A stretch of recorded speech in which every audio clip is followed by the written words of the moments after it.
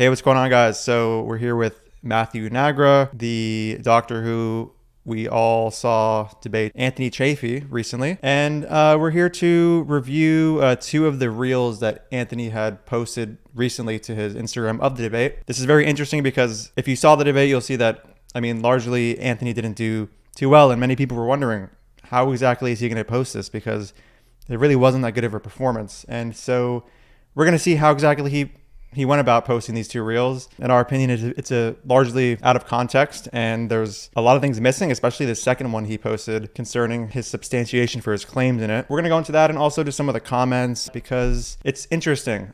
I talked to a lot of people about how the carnivore community was going to, cope about this or try to make it seem like Chaffee did better than he did. And I assumed, as many others did, that, they would say something like, Matt was interrupting a lot. Matt was very jumpy. He was this and that, and not really any sort of direct criticism of his claims. And if you're wondering why you can't see the current debate at the moment, is because, I think, Matt, you can explain that probably better than me. Yeah. So, thanks for having me on. And yeah, so you can still watch the debate up on Lauren's channel. She was the moderator. There are bits missing, about 11 minutes worth, including a portion where she starts debating me as the moderator. And we also don't have isolated incidents with just vegan, with just carnivore, without processed foods. It does not exist. And so But we do. But she filed a copyright claim on the video I put up, even though it's my video. I have the right to do so. And now, so it's been down temporarily since I think about a week ago. But she has, I think, 8 more days or so to retract that claim YouTube has given her. So it should be going back up in the next couple weeks. So just be patient for that. But otherwise, you can see most of the debate up on her channel. Yeah. For those who don't know, you could basically issue a copyright claim on a video, and the person has 10 days to respond. And usually that response has to come with some kind of legitimate legal recourse. And most people don't want to go through with that. It's a giant headache. So hopefully that doesn't happen, and the video just goes back up. So now we're going to go to the two reels that Anthony posted and start with that. The Harvard carnivore study, coronary artery calcium for people who had pre-diet scores was 55. For those who also had the post-diet was 81, right? We actually saw an increase in coronary artery calcium. You talked about the Harvard study. You picked on, one point, which is a CAC Can you pause score. there for a sec? Yes. So as someone who was not involved with the debate, obviously I know you've seen the full thing, so maybe it's not super fair, but the way that started and the way that he responded, who do you think was citing the paper to support their view? Yeah, so it looks like you were the one to cite the paper because he literally even said it there. But if you watch the whole debate, you'll know that that's not what happened. Yeah, no. Yeah, that didn't happen. What actually happened was he cited the paper, and I pointed out a potentially negative finding that he was ignoring. Basically, it was a consistency test, right? We're trying to see, do you accept these findings as well, or are you only, cherry picking certain findings? Is there a reason for talking about one but not the other? But the way that it starts, I think most people, if they didn't watch the full debate, will come away from at least that portion of it thinking that I was citing it. Now, what's also funny is the study that's on the screen at the beginning, when I first started talking about it, isn't actually the carnivore study. Oh, wow. I don't know if you can go back. It's actually the UK Biobank study, which we also talked about. So what happened during the debate was I switched tabs, but the screen record stayed on the previous study for the first maybe couple minutes, and I was talking about the carnivore study, but I hadn't switched over. So he didn't, I guess, catch or edit that, which I thought was also kind of funny. Yeah. Because of the way the Instagram reels go, I can't directly fast forward, but you can't rewind. you can everyone can rewind this video you're watching to see what he's talking about. But yeah, that's actually pretty funny. Okay, so we'll keep going. But isn't it also true that taking a statin, which is generally accepted as beneficial for heart disease and its prevention, raises your CAC score as well?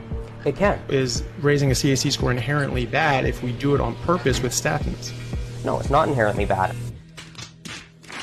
So again, the point of... Pause that? Yeah. Yeah. So there's a bit of context missing. You can tell how cut it is as far as how fast it jumps from one to the other. But second, it doesn't interact with the purpose of me even bringing that up. It was to understand, why are you not mentioning this when you're mentioning all these other findings and you're citing this study. And at the same time, we know that as coronary artery calcium scores go up in almost every context, that is associated with a higher risk of cardiovascular events. Yes, if you're lowering it with statins because of plaque stabilization, perhaps the scores can go up, but you actually lower your risk. But there are very few contexts like that, unless he's trying to make an argument that somehow an all-meat diet also stabilizes plaque without putting down more soft plaque. It doesn't make much sense. Yeah, and it's also doesn't really funny provide because an argument.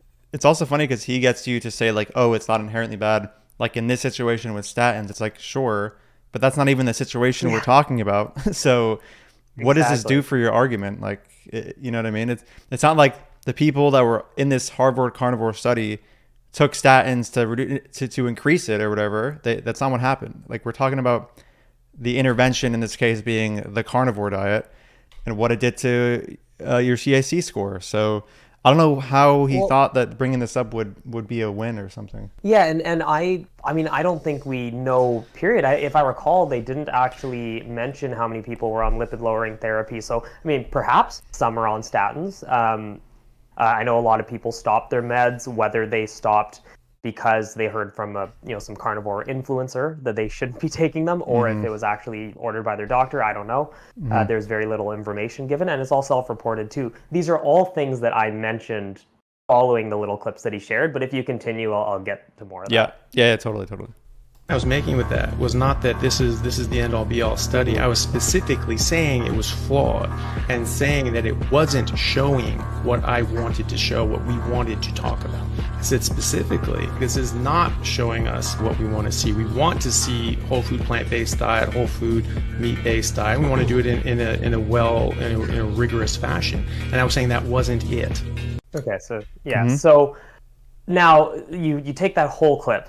It's me talking about the calcium scores, him replying saying, oh, you mentioned this study essentially.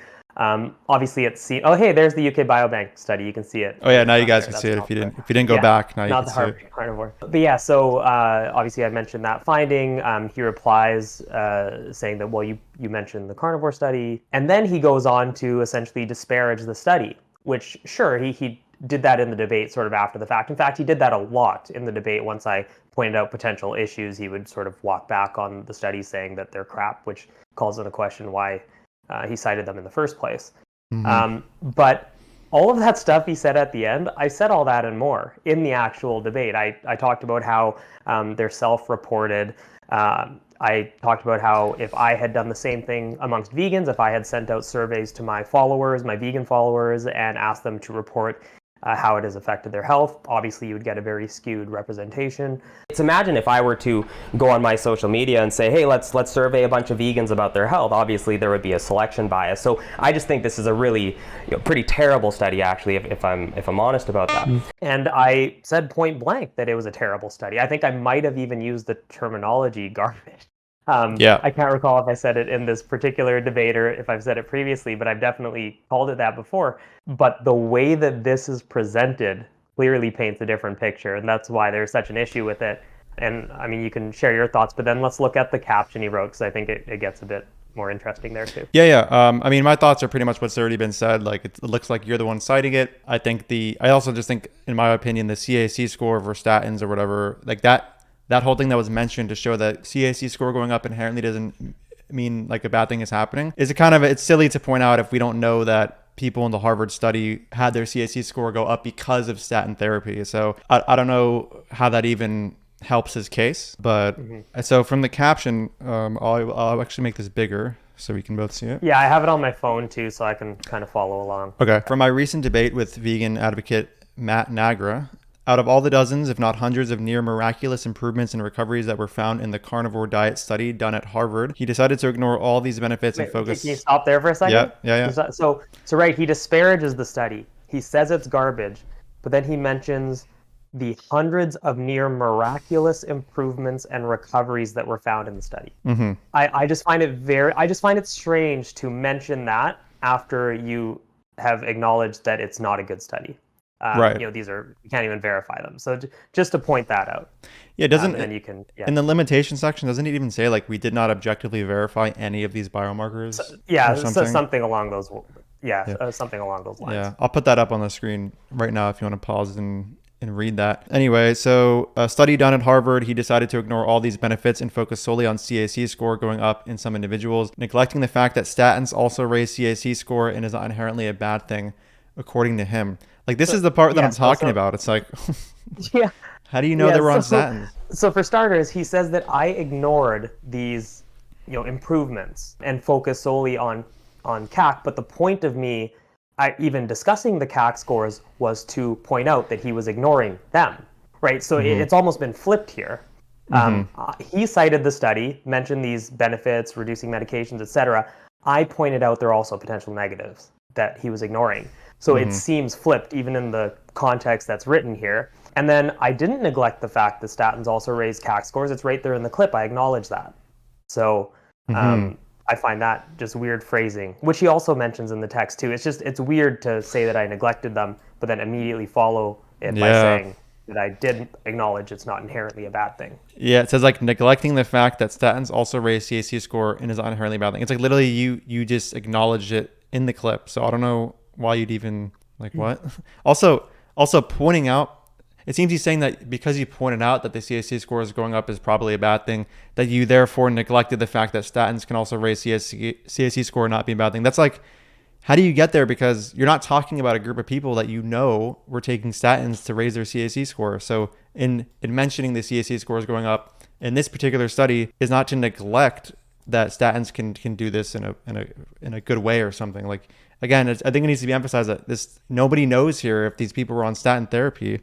So I don't even know why this connection is being made. Yeah. I guess we can keep going. Yeah, so it says, additionally... He mentions it. Anyways, go ahead. Yeah.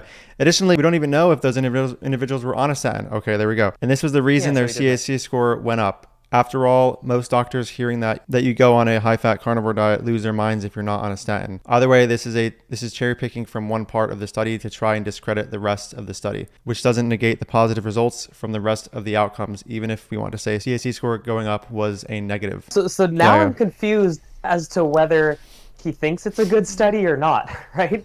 He said that it's not in the clip, but now he's saying that I am cherry picking from one part of the study to discredit the rest of the study. I thought he discredited it himself. Yeah. In the clip. Right. It's very bizarre. He was initially, like, in his own words, disparaging the study, and now he's like trying to talk it up as if it's like something meaningful. Like, to be clear, I would say that this study as a whole is garbage. I think it's a terrible study. At best, it's like hypothesis generating. At best. So I would never cite this to be like, look, CAC scores went up in the carnivores. It was literally a consistency test just to understand why that is being ignored, or if it is being accepted, if it's not being accepted, when he's pointing to these, self-reported, I feel better sort of claims. Right. Okay, so there's that. I mean, you did leave a comment which kind of says everything that we just said and maybe more. So I don't think we need to read that. We can go to we'll go to the second one because I think that one's arguably funnier given the content. And actually we can go to Foolproof Mastery's clip after we watch it so people can get the better context, because the issue with this next clip we're going to watch is shown in another clip somebody posted from the debate that has more context. So we can watch them in kind of sequence, but still feel free to interrupt here where you see. I think for this one we can watch it all through. Okay. Culture. Archaeologists know the skeletons pre and post agriculture, so there's a hard line. Before agriculture, teeth were much better, jaws were better developed, less cavities, less lost teeth. Brains were 11% larger, on average 5 inches taller. After agriculture, brains smaller, stature smaller, teeth are crowded, crooked, broken, cavities. They have shorter femurs, which is a sign of malnutrition, and signs of tuberculosis in their spines and bones. Obviously, signs of ill health. You can see a clear cutoff when we changed dramatically our population-wide diet. There was significant developmental ramifications because of that. And I don't think that it was a selection factor. This was a hard line. Before agriculture, directly after agriculture, these were the differences. Okay. So that's from the debate. Now, he says, there's this hard line, as soon as we introduce agriculture, we see these reductions in stature, changes in jaw structure, teeth, etc. And I asked him during the debate, I was like, well, like, what do you mean by a hard line? How long are we talking about here? Is this something that occurred in a generation? Which, by what he's saying, it kind of sounds like. It sounds like as soon as it's introduced, the next group of individuals who were living primarily on agriculture ended up having all of these issues, and he couldn't present me with a timeline at all. And then when it came to a citation, as you saw in the video, there's that page with the skeletons side by side. So he said that's his source, but he couldn't tell me where it's from. It was a page from some textbook somewhere that didn't have any information on timeline, by the way, and he didn't know what book specifically it was from. Yeah, what I'll do right now is I'll just show the clip of this happening, which is okay. Yeah. Because go ahead. He does a great job. I can't remember he put up a clip of this. Yeah, I think maybe it was old. From Plants Are Trying to Kill You. If we go down to the references, here you say fiber causes colon disease. But when we open it up, it's a cross-sectional study of 2,000 people. Why are you using that sort of terminology for really low-quality observational research when you're discounting some of the, the nurse health professionals follow-up long-term RCTs without actually providing a critique? So, I'm using loose language. I can certainly change that. Well, unfortunately, I don't have the whole book handy. I only have this picture. I'll try and find the book and send it to you. Yeah, so to be clear to the people watching, this part is based on what we just watched Chaffee present. Yeah. Nagra in the debate asked him for the source and the book it came from, and this is Chaffee's understanding of his own source. But that is what, and see where it says specifically that. Unfortunately, I don't have that with me right now. I called to have an engaging conversation with you. We can play the anecdote game back. Yeah. And to your knowledge, he still hasn't sent you that textbook or textbook page? He has not sent me anything. Okay. As you know, we've been DMing a little bit about some other stuff, but it definitely, he has not provided that. He has not changed, as was pointed out in that clip, the earlier clip, the caption under his video about the study where he suggests that fiber causes, he called it colon disease, whether it's diverticulosis or what have you. So none of that has been followed up on. Gotcha. Okay, now we can honestly just take a look at some of the comments on his page, because they really do speak to the kinds of objections that we're seeing. Okay, so here's Dave Asprey saying, it's almost like one side of the debate is cherry picking while the other side is liver picking. You can bet which one lives longer. Now, can we just talk about this criticism alone that I've been seeing a lot, which is just that you're cherry picking studies. Like, how do you? Oh, whoops! I liked it on accident. Let me unlike that. Yeah, go ahead. I would just like to know. I would like to know what important findings I ignored from any of the studies I cited. That's what I would like to know, or what better studies, perhaps, studies with better methodology or with contradictory findings that I ignored. In fact, I think it should be pretty clear that criticism could be applied to Chaffee. With the UK Biobank, he ignored all-cause mortality. It's point blank. There's no going around that being cherry picking. Yeah, because it's like cherry picking when an accusation is made. It's usually about like either you're cherry picking studies or you're cherry picking results of studies. So it seems here that he's trying to show that you're cherry picking results of studies, but either way, I saw people making claims about the studies you're using and maybe even the results. So in either case, when you're making this kind of claim, you need to show how they are in fact cherry picking. Like, so in the case that it's being made about studies, they need to show like what superior studies you're leaving out when trying to answer whatever question the study you pose is trying to answer. And then when it comes to results, you need to show what results are being ignored. And it's funny because you were the one initially that was trying to show that he wasn't mentioning the negatives, which was the CAC score, Yeah. So that's also just ironic. But yeah, I've been seeing this cherry picking though kind of claim just being thrown around, and nobody really, at least from what I've seen, says it and then explains how. They just kind of just say, oh, cherry picking, and then they move on. It just seems like a vapid kind of, go ahead. Yeah, that's something I've gotten a lot, is just lots of really broad, sort of vague comments about things like that, but nobody's been able to provide specifics, or I should say almost nobody. A couple people have tried, have gone back and forth, and ultimately it doesn't really pan out, but the vast majority, 95, 97% have been something like that. Yeah, look at these ones. He spent the whole debate cherry picking. Like, this is a perfect example of what I'm talking about. Or like, there's this one from the lazy nutritionist. I remember this guy wanted to debate me, and the studies he sent me were so cherry picked. How are you assessing that they're cherry picked? I just want to know, like, epistemically, how they conclude that. You have to explain when you say that, like, why exactly they're cherry picked. Said I pulled out because I decided I didn't want to do the drama or have the full research reading skills I wanted to have, but simply analyzing Wait. Hold on. So I'm cherry picking, but this person doesn't have the full research or reading skills as in their own. Am I understanding that correctly? I can't see it on the screen because it's too small. Oh yeah, here, I'll make it bigger. But yes, that's what they're saying. Yeah. That's ironic. I guess we can just leave it at that. Yeah, it's like maybe they so they know I'm cherry picking, but they don't have the research skills needed to debate. Right. You would think you need one to say the other. Then they say, and this is the part I think Chaffee responds as, he goes, but simply analyzing a vegan diet and it not having all the nutrients required for human life should be enough to debunk the vegan diet. People are just so desperate to stroke their egos. This is weird that he says this, because in the debate itself, you guys established like that it doesn't really matter as long as there's supplementation. Yeah. Right. Now, as far as the question regarding plant-only diet, depends what you mean. If you mean plant-only, no supplementation, fortification, well then no, I'd say that's not adequate. I advocate for people to supplement appropriately. Obviously, the one that everyone is aware of is vitamin B12. And when we supplement appropriately and we look at populations who are doing that, we see that they do just fine. He goes, that exactly. The simple fact that you can argue a diet that is deficient in basic nutrients is an optimal diet is just ridiculous. But like, you weren't arguing for a vegan diet without proper supplementation.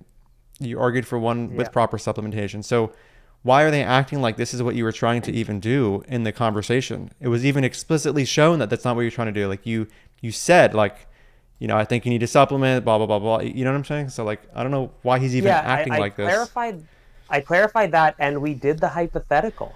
The diet A, diet B hypothetical for people. I'm assuming a lot of people watching this have probably seen the full debate, but basically I asked a question, let's say there's two diets, diet A and diet B. Diet A provides all the nutrients you need, all the essential nutrients, we'll say, and diet B provides most of the essential nutrients. You have to supplement a couple, but you end up living a longer, healthier life. Which diet do you choose? Now, he refused to answer that at first multiple times, and I think when people point to me interrupting, and I think you can maybe speak to this more yourself, but that's where most of it occurred, because he refused to answer. He wouldn't answer, so I kept bringing it back, saying, I'm just trying to understand your values. Please answer the question, and so on. And at that point, eventually, after how many dodges? You counted it in your video, like 8 or something like that? Yeah, it was like 4 or 5 or 6 or something. It was something like that. Yeah, okay, maybe it wasn't quite 8, but it was a lot. Seems like it. Eventually, he conceded that he would pick the diet with the better health outcomes. That was the whole purpose of it. So we already established that, and he himself acknowledged it, that health outcomes are what ultimately matter. And so this is just walking back on all of that. And it calls into question whether he was, honest in his concession there, or if he was just doing it to maybe move the conversation along, or who knows. Yeah, and also this part, he goes, that's the thing. It really wasn't a debate. He wanted a journal club and just argue about studies, but that's not what a debate is. Like, obviously, that's literally what it is. Like, it's bringing your evidence to the table and assessing which study is higher quality and has better like statistical power and all of these things. Like, that's what do you want it to be? I don't like. I'm not sure. Yeah, I'm not sure what he wanted it to be. If that's the case, like, did he want to just express his opinion, not provide evidence for most of it, and me just accept it and talk about something else? Like, that is just bizarre. To me. Yeah.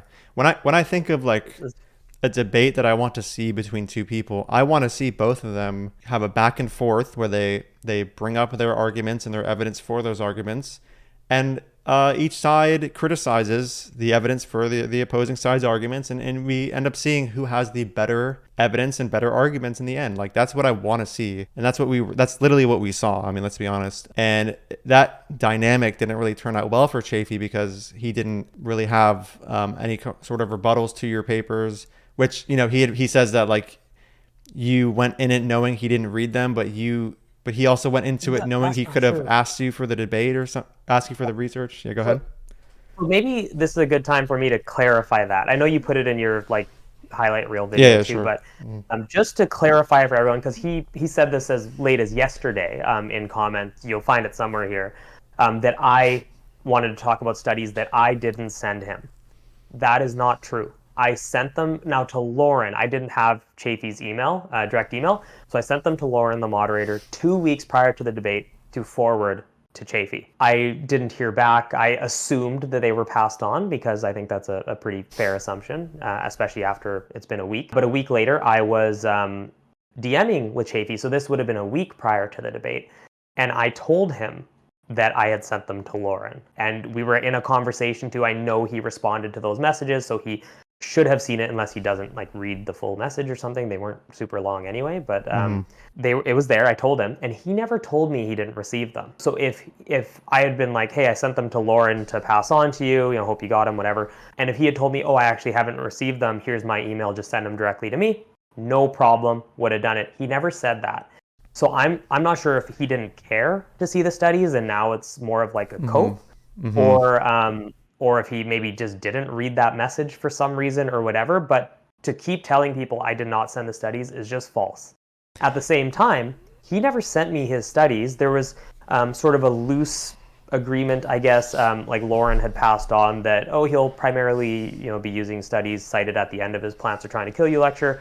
So I looked at those, but he only really talked about a couple of them. Most of the stuff that he brought up were regarding other things, which is why I asked so many times, do you have a reference for that? Every single time I asked, do you have a reference, was because he didn't provide me with a reference. But yet I was still able to discuss them and provide my arguments based on the limited knowledge I had based on what he had said. Like, for example, when he brought up protein digestibility, I asked him how in his own study that he's citing, how they measured protein digestibility. So I could comment on it because I know the different ways that protein digestibility is commonly measured, and he couldn't tell me. Right? This is a question about his own study. Now, if he had asked me, if he hadn't seen one of my studies and he wanted to criticize it, but he needed to know a few details and he asked me, I would have most likely been able to tell him or find out very quickly. And I think that would have been fair to do given the circumstance. Of course, my preference is for both of us to share in advance, well in advance. And I made an effort to do so. And unfortunately, there was a miscommunication or whatever. But just to clarify, I absolutely did send those. Yeah, and if somebody tells me like they sent the studies to the moderator and I haven't gotten them, the first thing I'm going to do is like try to get in contact with them, and then I'll be like, hey, they're not responding. Can you just send them to me directly? Like you're going to want to have your opponent's studies in advance so you can critique them prior and be ready to and prepare to critique them live on the debate. So I don't know why he didn't go through with it, other than he didn't care to, or he didn't see your text about it. I don't really know. But it's just a bit weird for an empirical debate to like not make sure that you have your opponent's research prior to the actual debate happening. So yeah. And even this study on the screen there, the UK Biobank, that wasn't listed in his references at all. But I just knew the study. And so I commented on it. Yeah, and then we have I guess the lazy nutritionist, clearly very lazy, saying a diet is not healthy if you must supplement while doing the diet. Clearly she didn't watch the debate or what, but this is also basically what Chaffee agreed with up here. And again, it was covered in the debate. Like, how can you say that? Like, if you're going to say that too, it's like, okay, so what if there is a supplement? Is that version of the diet with a supplement unhealthy? No. Because when you say the word, when you say the word must supplement, that implies that the supplement needs to happen for the diet to be healthy or something, right? When I see the word must, that's what I kind of perceive, right? So if we do the thing that we must do in order for the diet to be healthy, then it must be healthy when we do the thing we must do with the diet. So I don't understand this. I just still don't understand this. And it's funny because you went into this as well in the debate, but I guess, maybe she didn't watch it or she's just being dishonest. No idea. Okay. Yeah. That debate was hard to watch. I felt embarrassed actually for him. He talked over you and at you a lot. He was so riled up, very ego based. I thought you handled it so well considering his behavior. # meat heels. So no criticism of your arguments here. Just, oh, he talked over you. Oh, he was so riled up, ego based, whatever. No criticism. And 30 likes, by the way. You'd expect a fellow doctor to at least show some respect and debate in a kind way, but he was full of these snarky remarks, kind of sounding politician-like. Keep up the good work, ants. I guess he means Anthony. You're rocking it. Yeah, so first of all, the way you debate does not sound on anything like a politician. You're being very straightforward and you're going directly into studies and you're answering questions directly. I don't know how someone can get from this that you're acting like a politician. The snarky remarks, if there were any, were, at least from what I remember, were toward the studies being so low quality or something. Yeah, I can't even imagine what he means by, or they mean by snarky remarks. Maybe, yeah, about low quality. I don't know. I don't know specifically what they could be referring to. Again, this is a very vague comment. Like, you know, I've asked people too. There have been people who commented on my page saying that I was maybe doing stuff like that, or again, cherry picking or whatever. And I've asked them repeatedly, can you provide a specific example, a timestamp? And I have not had a single person send me either of those. So yeah, and I just want to say, like, obviously, I personally, right, like, I have a bias in this whole exchange, and I'm willing to admit, like, I haven't seen it really, but like, I wouldn't be surprised if there were times where maybe you interrupted when you shouldn't have, or something like that. It's a debate. Like, you're not perfect. That's fine. That's great. But we need to talk about overall who performed better in this debate, who made it so their side looks more, you know, in accordance with the totality of evidence than like the other side. Like, that's why, like, when I say look at these comments and look for some kind of like actual critique of your arguments, we don't really see much of that. It's just like Chaffee going back on his word about like the supplement requiring diet and things like that, and then people just saying that you're interrupting, you're rude, you're riled up, whatever. It's like, great. Like, what about what you said? And I don't really see much of that. And I will, like, as the person who was in the debate, I will acknowledge there's probably a small handful of times where I interrupted, maybe I didn't need to. But I would say that the majority of the interruptions were totally warranted, whether that's by not answering a question, misrepresenting my position. There was the point at the end where he was talking about the 84% of vegans fail or revert back claim, and I just said that's wrong, and I was of course willing to show why that's wrong, but he just accepted it. I'd say those are warranted times to interrupt. And in fact, it's not like Chaffee didn't interrupt me at all. He absolutely did. In fact, one of the parts of the debate that Lauren cut out, whether it was for Chaffee's sake or her own, was when both of them simultaneously interrupted me. And then she started to debate me. So that whole section is removed. It's like 1:15 or something like that for that portion. And I have the screen recordings of that just to provide evidence if anybody wants to see it. But so it happened on both sides. Yes, I may have interrupted more, but that's because a lot of the times were absolutely warranted. Yeah, no, exactly. It needs to be, if someone's going to complain about interruptions, it has to be like a case-by-case basis, because interrupting can be warranted when, you know, for example, somebody's not answering your question or they're not tracking properly what you were trying to say. So you need to, like, you can actually save them time by like stopping them in their tracks and be like, wait, hold on. Like, I don't want you to end up saying all these things because that doesn't even engage with what I was saying. It can be courteous to interrupt somebody depending on the situation. Yeah. Well, imagine during the hypothetical, like the diet A, diet B hypothetical, imagine if I didn't interrupt and, you know, I asked him the hypothetical. He spoke for about, 2 minutes, kind of talking around the question. Then I bring it back, say, okay, I'll get to that. But again, can you answer this hypothetical? He talks for another 1 to 2 minutes about some other stuff that isn't directly engaging with the hypothetical. Okay, I'll get to that. Again, please answer the hypothetical. Imagine if we did that. It would have been like 10, 15 minutes worth of trying to get an answer to a question that I ultimately got an answer to within a couple minutes. Whereas if he had directly answered the question right out the gate, there would be no need for interruption and we could have moved right along. And so, yeah, like you said, it could even be courteous in that sense. Exactly. We're just keeping it on track. Yeah, and I'm going to be honest, like, obviously I can't mind read. I don't claim to have some sort of mind reading ability, but I think if you watch the actual full debate and you see the performance on both sides in terms of whose position looks more reasonable, it makes sense that a lot of the people that are motivated to be on the carnivore side, which, by the way, let's be clear, there's vegans that are also motivated to be on the vegan side. But anyway, the people that are motivated to be on the carnivore side are probably going to point to things like tone and the way Nagra said things as opposed to what he was actually saying, because they don't have a lot to work with in the department of critiquing actual claims, because Nagra did significantly better in that department, right? So I'm not surprised that people would point to these kinds of, like, the way in which you say things rather than what you say. That's what I'm seeing way more often than not, and I'm not surprised when you actually watch the debate and who had more grounds for their claims. Here's one: vegans and Hillary Clinton fans are all very selective about what they hear or read. It's always bizarre talking to them.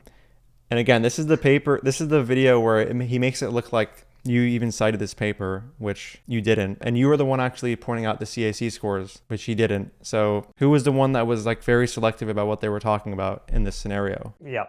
I don't know. I don't know how they come to that conclusion, unless they didn't watch the full debate. Yeah, which would be ironic considering they're currently complaining about people being selective in what they watch. So hopefully they watched the whole debate without saying a comment like that. Okay, so this comment says, "You did an awesome job, Anthony. Well done. Calm and collected, while he came across as arrogant and at times disrespectful. To me, this shows the power of a meat-based diet. 6-month carnivore and feeling amazing thanks to the likes of you and your great work. Thank you." Yeah, so he says, "You did an awesome job, Anthony. Well done." And then goes on to just explain how he was calm and collected.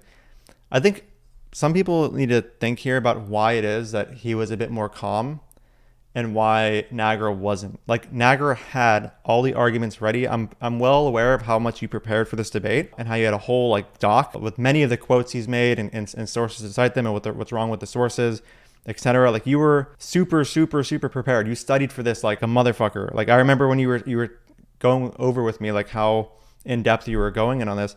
So it makes sense that you would be more, like, you know, uppity and ready and passionate. And then Anthony, who had, you know, basically little to nothing to stand on, is more passive and just sitting there. And it seems as though these people, and maybe even Anthony, are trying to kind of characterize this kind of vibe he was giving off as, like, a sign of being respectful, when it might just be because he didn't have anything to say. Like, that could be how you interpret it as well. So it's just funny that some people might be interpreting his passiveness as something good, when in reality it could be that he was being more passive because he had nothing really meaningful to say in response to your refutations or arguments. I'm not for sure making that claim, but I could see how you can view it that way too. Yeah, that could be the case. And, like, even going back to prep, like yeah, you know, those references, again, he didn't go into all of them, but those references at the end of his video and stuff, I did have, you know, bullet points on each one. And I think he was more so confident that one study of the African tribes and just this whole idea of you know, biological adaptations, so to speak, would just trump everything. I think he was holding the position that was unrefutable evidence. And once I, you know, provided some counter arguments to that and then went into everything else he cited, I just think that yeah, he didn't have a lot to say about the other areas because maybe he wasn't prepared for them, or I mean, I don't think the evidence is in his favor regardless, but yeah, maybe that's why. I don't know. It's hard to say. Obviously, we can't mind read. Yeah, and there's obviously the question of why were you even citing studies if you think that all studies are flawed and that we need to go to just first principles, which is, you know, what he claims to be like something like evolution and what we evolved eating. Why would you ever even go there? You know? Yeah, and he's continued to do so. Like, he continues to cite research. There was recently, he was recommending to someone in Instagram comments, I have screenshots of this and people shared it with me, with chronic kidney disease, I believe it was, to be eating more meat. And then he cites a couple studies afterwards. I think he has since deleted it, but why are you even trying to cite anything for those claims? Right. If you don't care about the studies, if you acknowledge yourself you don't care about the studies, it seems to be more of a, what's the word, like it's a way to appear more legitimate or something. Like, I don't know what the word is there. Yeah, it's like you say that studies are unreliable and therefore I go to the first principles, but then he goes on to cite studies to because maybe citing studies just like optically looks good. I don't really know. Yeah, it looks good to others. Yeah. So, but you should be citing studies because you believe that they support your beliefs. But if something significantly better does, and why not just cite that instead? Because he thinks studies aren't perfect, but like he clearly thinks that like just looking at our evolution and our adaptations is closer to perfect than studies. So why don't you just go there? It's your best evidence, apparently, according to your epistemic standards. Why are you going to studies? So I don't know. Okay, guys. Well, that's the end of the video. Just wanted to review those two clips and some of the comments that came with it that I think do speak to the kind of way that a lot of the carnivores are viewing this debate in an effort to make the clear side that lost look like they didn't. That's my opinion. Matthew, what do you think? Yeah, I would largely agree with you. I think that is what's going on. Like I said, when people have made these claims around cherry picking or anything of the sort, I've asked for specifics, provide specific example of that, provide a timestamp, something like that, and pretty much nobody's done it. There might have been one or two, and we've had some good back and forths, and ultimately it didn't seem to really pan out anyway. But the vast majority are just making very broad, kind of sweeping claims and not providing any specifics. So I don't really think they have too much to stand on. Yeah, and as we said before, any sort of like criticism of interrupting or cherry picking, you're going to need to get specific because it's just so vague and so broad and so ambiguous. Like we need to see what you mean, like specifically. The debate was like 2 hours and like 40 minutes or something. 2.5. Yeah, it was quite long. So, I'm not saying you need to like very pedantically cite everything, but it gives some like rough idea. I don't know, at least more something that isn't nothing, right? But anyway, guys, appreciate you watching. Thank you, Matthew, for coming on. Maybe we'll have more clips to review from Chaffee if he continues to upload clips that seem out of context. So guys, if you want to follow Matthew, just hit him up on Instagram. His @ on Instagram is dr.matthewnagra, and then on Twitter it's just @ Dr. Matthew Nagra. No dots because no dots on Twitter. Thanks again for watching, and I'll see you guys in the next video. Dude. Fuck off, I don't want anything to do with you. Don't ever speak to me again. You're a fucking piece of shit. Even vegans don't get your weird, stupid wannabe sense of irony here. Who's your audience? Nobody gets these dumb jokes. Dude,